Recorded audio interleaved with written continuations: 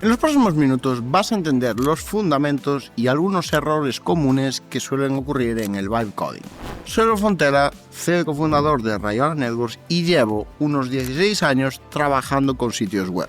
Pero es que también llevo ya un tiempo creando aplicaciones con vibe coding que me ayudan a mejorar los procesos de trabajo, a automatizar cosas y al final a mejorar mi productividad. Con esto te digo que te hablo desde la experiencia real.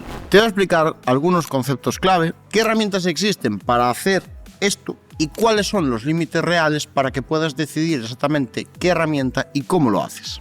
Al finalizar este vídeo vas a ver exactamente por dónde empezar, pero también, si te hablan de vibe coding, vas a saber responder.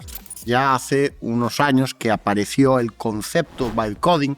De hecho, Karpathy, creo que se decía así, el que acuñó el término, ¿vale? Ya considera que el término vibe coding ha sido superado. Podemos decir que actualmente, en este preciso momento, aproximadamente 1 de cada 4 startups ya generan el 100% del código con IA. De hecho, podemos decir que la persona que acuñó el término, que acabo de ir a mirarlo porque no tenía muy claro yo cómo se pronunciaba, tampoco lo tengo ahora, pero bueno, Karpathy, esta persona ahora mismo ya dice que lo que hay ahora mismo ya no es vibe coding, sino que es agentic engineering. Pero es que lo más curioso de todo esto es que él realmente, cuando acuñó el término, se refería mucho más a programar, a que los programadores programaran con la ayuda de la IA. No que la IA hiciera todo el código, con lo cual a día de hoy hay la idea original para lo que fue creado el vibe coding contra el uso que se le está dando ahora mismo. Pero es que aún hay algo más, y es que a día de hoy se confunde bastante el vibe coding con la filosofía no code, y son cosas totalmente diferentes, aunque se complementan y van muy de la mano. Al final, vibe coding es describir a la IA en lenguaje natural lo que tú quieres crear o la funcionalidad, describir la funcionalidad que quieres que la IA cree, y la IA se encarga de crear el código para que esa funcionalidad o esa aplicación o lo que sea se haga realidad. Sin embargo, ya llevado a una analogía aparte, el no-code es algo diferente, porque consiste en utilizar herramientas ya creadas, herramientas que tienen una interfaz visual y que realmente nos permiten crear, pero sin necesidad de programar. Es decir, no se crea ningún tipo de código, simplemente se definen funcionalidades y se parametrizan funcionalidades en una interfaz gráfica que ya permite esto. Volviendo al tema de la analogía, ¿vale? El vibe coding sería ir y construir tu propio local con un arquitecto IA, describirle lo que quieras y toda la parte técnica, toda la parte que tú no sabrías hacer, la hace directamente ese arquitecto IA que se encarga del resto. Sin embargo, en la filosofía no code sería como alquilar un local que ya está construido. Pero es que hay algo más. Antes os comenté que inicialmente el término vibe coding se acuña, se define para una técnica que se piensa para usuarios que son programadores y que realmente lo que se piensa es que la IA les va a ayudar a programar, les va a simplificar esto, les va a dar un poquito de superpoderes, les va a ayudar. Pero es que a día de hoy podemos decir que según los estudios, que aproximadamente el 50% de los usuarios de herramientas profesionales de vibe coding, como Claude Code, no son programadores. Vale, ahora ya sabes de dónde viene el vibe coding y en qué se diferencia de la filosofía no code. Pero ahora te voy a explicar 6 conceptos que necesitas dominar antes de tocar cualquier herramienta de vibe coding. Pero antes de eso, lo que te voy a enseñar es el ciclo del vibe coding. En la mayoría de tutoriales que te puedes encontrar en internet te enseñan a utilizar las aplicaciones, llámese Claude Code, llámese Codex, llámese Lovable, llámese Bolt, lo que sea. Pero muy pocas veces se explica un poco el ciclo mental que tienes que llevar para usar estas aplicaciones, o sea, que tienes que seguir para usar estas aplicaciones. Y es que al final hay 2 cosas que hay que tener en cuenta, y una de ellas es que cada usuario de estas aplicaciones normalmente tiene su flujo de trabajo, su forma de trabajar y su forma de utilizarlas. No hay un camino recto que digas, es este, ya está. Y otra cosa que debemos tener en cuenta es que la gran mayoría de los usuarios que se graban un vídeo de esto no han usado una herramienta de estas en su vida, simplemente se unen a la liana de la IA. Pero sí que es cierto que hay gente como yo que las usamos a diario porque a mí, por ejemplo, me ha ayudado a automatizar gran parte de mi trabajo. Si antes lo hacía con N8N, con Mail.com, ahora mismo pues hago bastante automatización con Vibe Coding, que todo lo hago para mí, no lo hago para clientes externos, pero he pasado de tener una agenda de 70, 80 horas semanales a una agenda que por fin puedo dedicarme a hacer 40 horas semanales, como la gente normal. Y ahora vamos a ver en unos pasos, ¿vale? Como, al menos es como trabajo yo, ¿vale?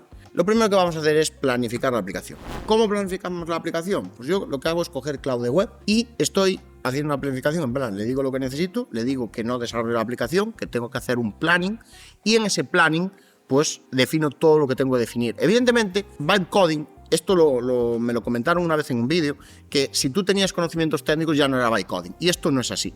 Vibe Coding, o sea, tú puedes tener conocimientos técnicos, pero no saber programar, como es mi caso. Yo hace muchos años que no sé programar. ¿Por qué? Me he dedicado más al mundo de los negocios. Entonces, la historia es que defines todo, en qué lenguaje de programación quieres hacerlo, en qué versión del lenguaje de programación, qué base de datos quieres usar, qué tecnología quieres usar, qué stack quieres usar, dónde vas a desplegar, o sea, qué stack tecnológico utiliza el servidor, dónde vas a desplegar esa aplicación, qué funcionalidades tiene que tener inicialmente, si quieres usar un framework, si no quieres usar un framework. Todo esto es importante. Cuanto más le puedas definir en esa parte de planning, mejor. Aún así, lo bueno de la IA es que tú le puedes decir, vale, ¿qué me falta por definir aquí? Hazme las preguntas pertinentes para definir lo que falta en este planning para que sea lo más completo. Una vez que ya tenemos este planning, vamos a sacar un archivo, normalmente MD, Markdown, lo descargamos y yo personalmente ahí se lo suelo meter a Cloud Code. Yo uso Cloud Code, he probado Codex, he probado muchas otras, OpenCode con Kimi, cosas muy variadas, y la verdad, pues a mí me gusta Cloud Code, me gusta la forma de funcionar que tiene y el flujo de trabajo ya lo tengo definido en Cloud Code. Entonces el paso 2 es coger ese archivo Markdown y tirárselo a la IA. Yo previamente en el planning normalmente le digo a la IA, al hacer el planning, que es muy importante para mí tener la mínima intervención humana, es decir, que Cloud Code, si se encuentra en un camino que tiene que tomar una decisión, la tome él. Pero para eso, para no jugármela mucho, lo que hago es definir al máximo todo lo que puedo en el planning. Entonces, en este paso 2 le tiro a Cloud Code en terminal ese desarrollo, le digo que desarrolle siguiendo el planning.md, por ejemplo, y que me lo desarrolle dentro de una carpeta. Y ahí desarrollo la aplicación. Dejo que funcione, me crea una primera versión, y lo que hago ahora en el paso 3 es desplegarla en un servidor de pruebas. Como normalmente desarrollo en PHP 8.3, 8.4 a día de hoy, en el momento de grabar este vídeo, lo que hago en este paso 3 es desplegarla y aquí empieza el tema. A partir de aquí empiezo, como quien dice, el paso 4, pero que es un paso de iteración. En este paso 4 estoy volviendo a la IA, reparando errores, volviendo a subir la aplicación, sigo, encuentro error, vuelvo a la IA, reparo error, vuelvo a mandar, y es una iteración constante que me permite desarrollar la aplicación, solucionar todos los problemas que ha tenido la IA, incluso si la IA ha definido algo que no me gusta, lo cambio. Todo esto, por ejemplo, hay cosas que no tiene sentido iterarlas en ese momento, cosas como la tecnología, ¿vale? Iba a decir versión de PHP, pero no, la tecnología utilizada. También le digo que desarrolle con la metodología Solid. Todo esto son cosas que hay que aplicar en el paso número 2. Es decir, cuando tú le pasas a Cloud Code el planning. O sea, todo esto tiene que venir ya del paso número 1. ¿Qué se suele arreglar en esta parte de iteración del paso número 4? Se suele arreglar cosas, pues eso, de que no me funciona un botón, de que no me carga esto, de que esto da error 500, error interno del servidor, de que esto, o sea, cosas de ese tipo, o de que por cualquier razón quiero hacer una modificación estructural en la base de datos. Para esto hay cosas hay recursos, ¿vale? Que se van aprendiendo con el tiempo y que, bueno, tampoco son el objetivo de este vídeo, ¿vale? Entonces, el paso 4 y 5, vamos a decirlo así, porque sería el paso de encuentro un error, lo reparo, lo vuelvo a mandar a la IA. Todo esto sería el paso 4 y 5 y estamos todo el tiempo iterando hasta que quede todo pulido. Estos son 5 pasos que realmente son los que, vamos a decir, definen el funcionamiento de la aplicación. La aplicación no suele salir bien de primeras.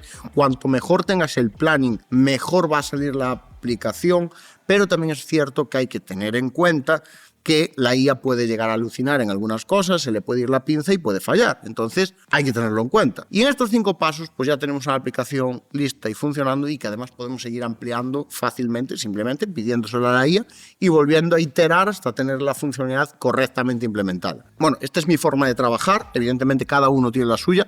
Yo vuelvo a decir, no soy desarrollador, pero sí que es cierto que todas las herramientas internas que me están haciendo muchísimo más fácil el trabajo y que realmente funcionan, las hago así. De hecho, este guión de este vídeo ha sido creado con una herramienta interna que hace toda la parte de investigación en base a ciertos datos, que tampoco voy a decir aquí, por el hecho de que son un poco secreto, vamos a decirlo así. Pero bueno, ahora que ya hemos comentado esto del ciclo del vibe coding, que sí que me interesaba explicarlo, porque al menos es mi forma de trabajar, no será la mejor, no será la más idónea, pero cada uno tiene la suya y cada uno le funciona la suya. Pero ahora que he explicado este ciclo, vamos a mencionar una serie de conceptos que pueden ser interesantes y que deberías conocer si quieres trabajar con vibe coding. Antes de empezar con estas definiciones de conceptos, quiero decirte que voy a intentar hacerlo de la forma más simple posible. Y yo, como siempre digo, soy muy malo explicando ciertas cosas a perfiles no técnicos. Entonces, lo que hago en este caso es preguntarle a la IA. Y esto es algo que yo recomiendo ampliamente, porque la IA a día de hoy es capaz de explicar conceptos no técnicos de una forma muy fácil. El primer concepto es que hay que tener en cuenta algo muy clave, y es que el lenguaje natural es la herramienta. El código es el objetivo final, pero debemos tener en cuenta, cuanto más específicos seamos, más vamos a conseguir, por resumirlo mucho. Es decir, el lenguaje natural, nosotros hablando, podemos explicar las cosas de una forma muy específica y muy bien explicadas, como suelo decir. Y la IA no necesita cosas abstractas, necesita cosas específicas, sobre todo cuando queremos que haga las cosas de una forma que nosotros queremos y lo que tenemos en la cabeza. Entonces, no es decir, tengo esto en la cabeza, le digo cualquier cosa a la IA y ya saldrá. No, debemos ser capaces de transmitir en lenguaje natural lo que tenemos en la cabeza a las instrucciones que le damos. Por otro lado, aunque es un poco contrario a lo que acabo de decir en el punto 2, y es lo que quiero comentar es el feedback continuo. Es decir, concretamente el concepto es el bucle de feedback continuo. Todo esto se basa, lo vimos antes, el paso 4 y 5, iterar. Se trata de una iteración constante.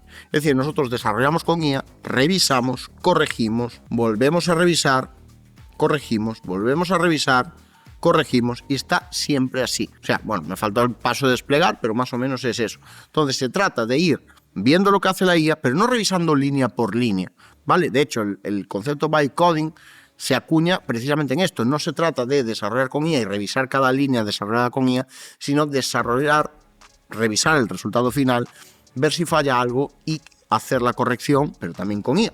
Por otro lado, aunque el prompt, esto ya es el punto 3, ¿vale? El concepto número 3, aunque el prompt es importante, lo es mucho más el contexto. Y esto es algo que estoy cansado de repetir una y otra vez en ponencias de automatización donde hablo de agentes de IA creados con N8N.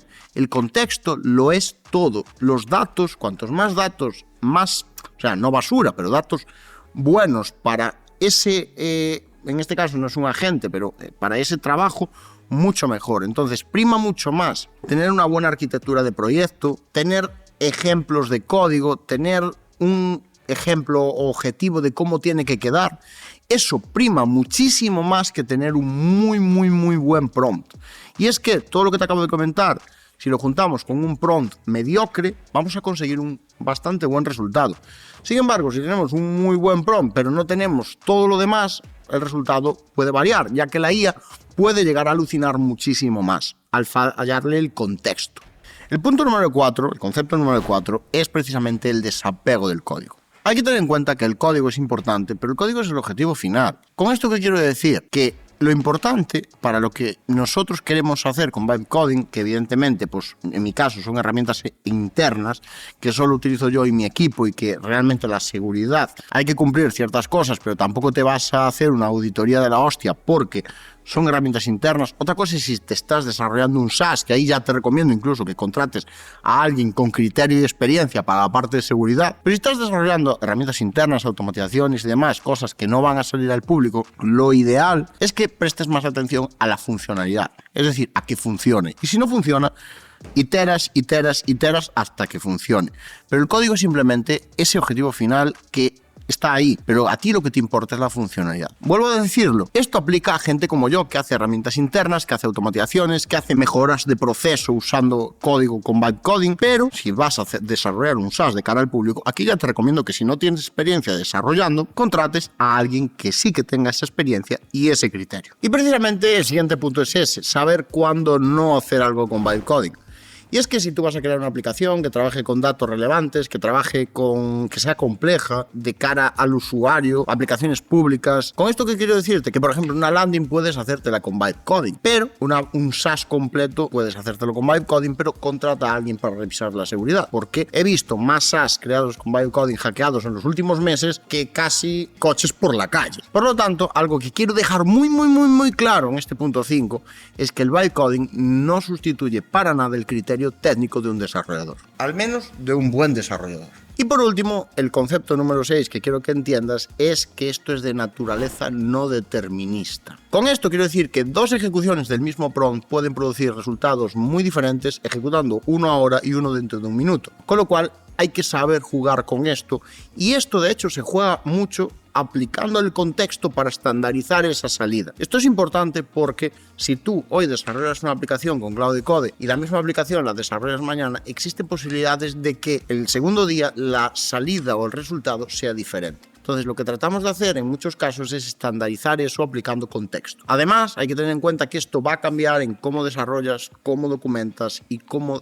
haces el deploy. Y en muchos casos también hay que tener en cuenta que nos ayuda a, oye, hoy me he atascado, mañana lo intento y solucionar un problema que hoy no daba solucionado, solucionarlo mañana. Pero ojo, todo esto hay que tratar de que juegue a favor, no en contra. Vale, hasta aquí ya tienes claro el ciclo de trabajo y los conceptos clave que al menos son los que a mí pues me hubiera gustado saber cuando yo empecé, pues como empezó todo el mundo en esto, de forma totalmente autodidacta. Pero vamos a hablar de límites, vamos a hablar de herramientas y vamos a hablar de errores. Estamos en un momento muy curioso y es que cada semana aparece una herramienta nueva de vibe coding o que te va a solucionar la vida por $19,95 al mes y que vamos, todo perfecto, todo para adelante y que es la solución ideal. Pero bueno, esto no solo ocurre en el mundo del vibe coding, esto ocurre en todos los sectores digitales. Para mí existen dos grupos de herramientas de vibe coding. Unas son las gráficas y otras son las de línea de comandos.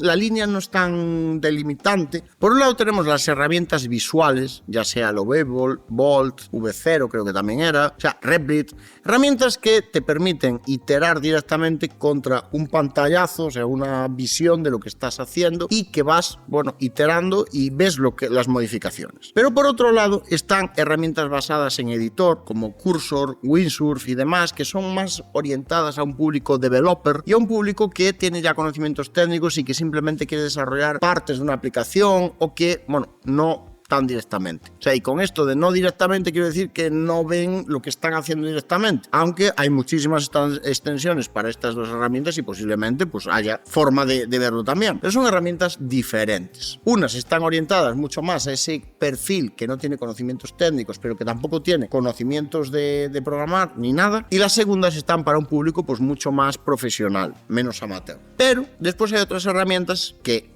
son integrables con las segundas que acabo de comentar, pero que son las herramientas de línea de comandos, de CLI. Estas herramientas como Claude Code, Codex también tiene versión, OpenCode, que también tiene versión CLI, son herramientas que nos permiten desarrollar desde la línea de comandos y que, yo personalmente es lo que uso. Pero en este vídeo no quiero comentarte ni poner una sobre otra porque realmente pues no es el objetivo de este vídeo. De hecho, te informo de los 3 grupos que según mi criterio existen. Realmente son 2 más 1 y si quieres saber más sobre esto, tengo otro vídeo en este mismo canal que te dejamos en la descripción. Vale, ahora que ya hemos hablado un poquito de herramientas, vamos a hablar de límites. Vamos a hablar de límites reales y de ciertas cosas que debes saber porque el vibe coding no es magia ni nada raro. Empezamos diciendo que el vibe coding puede ser muy útil para crear aplicaciones sin saber programar, pero es necesario tener conocimientos técnicos. Y esto va en contra de lo que me dijeron en algún comentario, que si no tenías conocimientos técnicos, si tenías conocimientos técnicos ya no era vibe coding, era programar. No, yo no tengo conocimientos técnicos,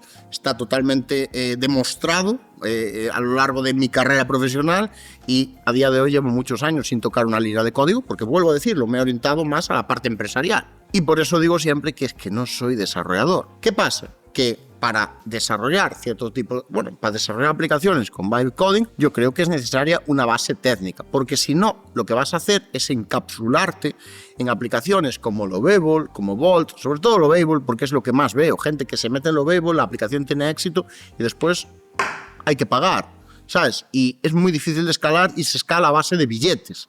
Y eso, pues no es bueno. Además, Lovable no te permite elegir la tecnología en la que desarrollas. Para desarrollar algoritmo no es de todo ideal, aunque bueno, esto ya lo comento en el otro vídeo que os he comentado antes, en que lo dejamos en la descripción y no me quiero meter en eso. Por otro lado, el código desarrollado con Vibe Coding no tiene por qué ser seguro, ¿vale? El código desarrollado con Vibe Coding normalmente tiene agujeros de seguridad muy importantes. Y esto, si desarrollas, como hago yo, aplicaciones internas o aplicaciones más orientadas al uso propio y de equipo, pues evidentemente te da un poco igual, salvo que vayas a hacer algo de cara a público. Pero ciertas aplicaciones, SaaS, sitios web, pues un poco dinámicos, cosas así, ya requieren tener un poco de conocimiento sobre seguridad, tapar fallos de seguridad y demás, que esto se puede hacer con IA, se puede hacer con Vibe Coding, pero hay que saber lo que pedirle y ver venir el hostiaz. Y hay que tener en cuenta una cosa que es muy unido a esto, y es que sea código funcional, es decir, que funcione, que las funcionalidades funcionen, valga la redundancia, no quiere decir que sea código seguro, escalable y mantenible.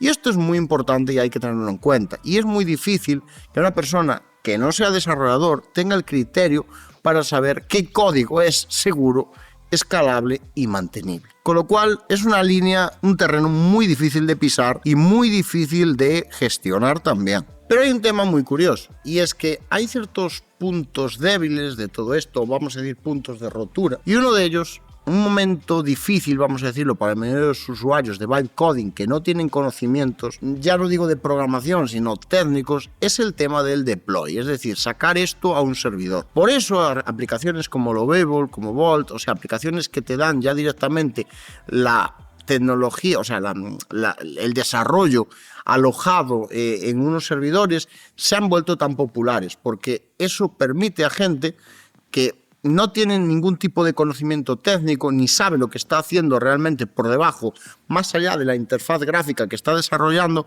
le da la posibilidad de poner a funcionar cosas. Evidentemente, pues esto tiene un coste, que es lo que he comentado antes, que después te pueden cobrar lo que quieran. Tienes lo que se viene llamando vendor lock-in. Es decir, ahí te quedas, no das salido ahí a no ser que desarrolles la aplicación fuera. Y esto es muy curioso porque se ve todos los días en los foros de Reddit gente que ha desarrollado una aplicación con Lovable y después dicen, jova, es que en este preciso momento ya me compensa volver a desarrollar toda la aplicación con Cloud Code para ser libre. Aparte de esto, hay otro tema del que me gustaría hablar y es algo muy curioso. Y es que viene muy relacionado a esto del criterio técnico, de los conocimientos técnicos y demás. Una persona sin conocimientos técnicos no es capaz de ser crítica con, por ejemplo, hardcodear claves API en el código. Una persona sin criterio técnico, sin conocimientos técnicos, puede no saber qué elegir si le dan a elegir entre una base de datos SQLite y una base de datos MariaDB o Postgre, ¿vale? La que queráis. Este tipo de perfil va mucho más a Lovable, a aplicaciones como Lovable que tienen este vendor lock-in, debido precisamente a que toda la parte técnica queda oculta. Pero estas son decisiones que es necesario conocer. Por eso, en el punto número 1, hace nada dije literalmente que Vibe Coding puedes crear aplicaciones sin saber programar. Pero eso no quiere decir que no tengas que tener conocimientos técnicos, porque los conocimientos técnicos son los que te dan el criterio, por ejemplo, para saber que si vas a tener una aplicación con concurrencia no puedes meterle un SQLite porque puede llegar a saturarse. Una persona con criterio técnico sabe que no puede hardcodear claves de API en el código de la aplicación. Una persona con criterio técnico sabe que si tiene un problema, la mejor forma de solucionarlo muchas veces es mirar los logs y ver dónde está el error y usar esa información de los logs para solucionar el problema con IA. Claro, todo esto lo puede hacer gente que no sabe programar pero que tiene conocimientos técnicos. Con lo cual, aquí hay 3 niveles y 3 tipos de aplicaciones para los diferentes niveles, hasta donde yo llego y lo que lo que estoy viendo. Y es que empezamos por aplicaciones visuales que son para la gente que literalmente no tiene ningún tipo de conocimiento técnico. Posteriormente tenemos aplicaciones, que bueno, aquí varía un poco el tema, más Windsurf, Cursor y demás, que son aplicaciones pues, que pueden ser para un público pues, más avanzado, desarrolladores y demás.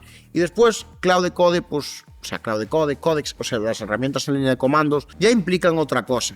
¿vale? No son ni mejores ni peores que las anteriores que acabo de comentar, que Cursor y Windsurf, pero sí que es cierto que ya son aplicaciones, o sea, ya son una implementación en línea de comandos que hay que saber manejarse en línea de comandos, con lo cual ya está pensado para personas pues un poquito más avanzadas. A todo esto, deciros también que los desarrolladores, los 5 desarrolladores que tenemos en plantilla en Rayona Networks, utilizan Cloud Code en este momento. En este momento, digo, porque como esto cambia muy rápido, lo mismo dentro de un mes, pues te están usando OpenCode con Kilo o con cualquier cosa, ¿vale? Con todo esto, podrías pensar que el vibe coding es un rollo de 3 pares de narices y que esto no es para ti, pero muy fuera de esto, el vibe coding no es una moda, es algo que ha venido para quedarse, una nueva forma de trabajar, una nueva forma de tener un flujo de trabajo totalmente diferente, mucho más asistido y mucho más productivo y eficiente. En 2025 el mercado del vibe coding ha movido unos 3.000 millones de euros. Calderilla.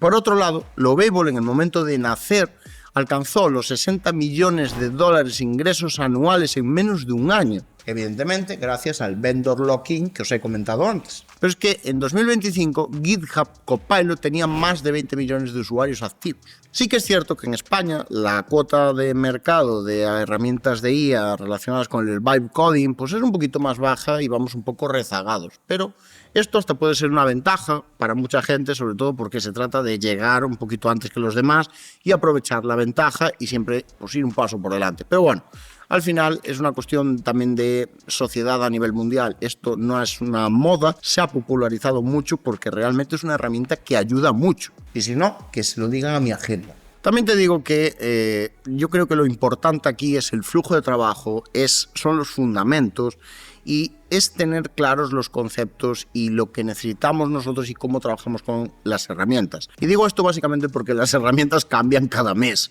Hoy está aquí Cloud Code y mañana tenemos a Cloud aquí abajo y tenemos a Codex aquí arriba. Todo esto cambia muy rápido y semanalmente. Si quieres saber más sobre lo que es y para qué sirve el vibe coding, te lo dejo a continuación en este vídeo.